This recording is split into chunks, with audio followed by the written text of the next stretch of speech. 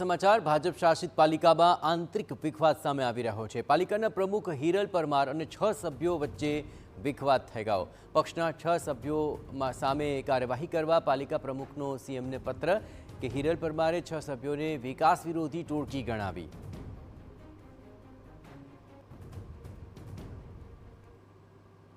એ વખતે સરકારશ્રી દ્વારા કલેક્ટર સાહેબને સૂચના આપી અને મોકડ્રીલ માટે સાયરનો મંગાવવામાં આવી હતી। એની મેં બહાલી આપી હતી, તે બહાલી પણ એ લોકોએ નામંજૂર કરેલી છે। અને વિકાસના કામોમાં જે બાગ બગીચા હોય એની અંદર સ્ટ્રીટ લાઇટના કામો કે જે પબ્લિકની સુવિધા માટે આપણે બેઠા હોય કરતા હોય એની પણ એ લોકોએ બહાલી મેં 10 કામોની બહાલી આપેલી હતી।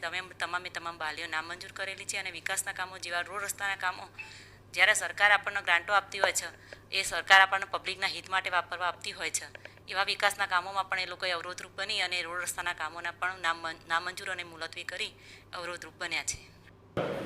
પાલિકા પ્રમુખના આક્ષેપ છે કે તાજેતરમાં પાટણ નગરપાલિકાની સભામાં 10 વિકાસલક્ષી કામોને આ 6 સભ્યોએ નામંજૂર કરાવ્યા છે। તો બે તરફ ભાજપ પક્ષના 6 સભ્યો સહિત ચૂંટાયેલા અન્ય 14 સભ્યોએ પણ વળતા પ્રહાર કરીને સીએમને પત્ર લખ્યો છે અને સમગ્ર બાબતને ધ્યાને લેવાની રજૂઆત કરી છે।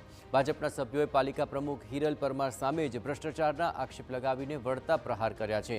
ભાજપના જે સભ્યો સામે આક્ષેપ થયા તે સભ્યોએ અન્ય ચૂંટાયેલા સભ્યોને સાથે રાખીને આ આક્ષેપ કર્યા છે।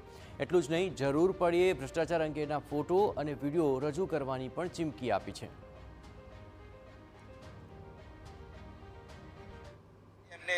સીએમને રજૂઆત કરી છે, તો અમે પણ આજે એ જ રીતે સીએમને પણ રજૂઆત કરી છે અને એમને જે ભ્રષ્ટાચાર કર્યા છે અને આગામી સમયની અંદર જે નગરપાલિકાની ચૂંટણી આવે છે, પાટણની પ્રજાનો મિજાજ આ હિરલબેન પરમાર અને એમના જે ગુરુજી છે એ પારખી ગયા છે।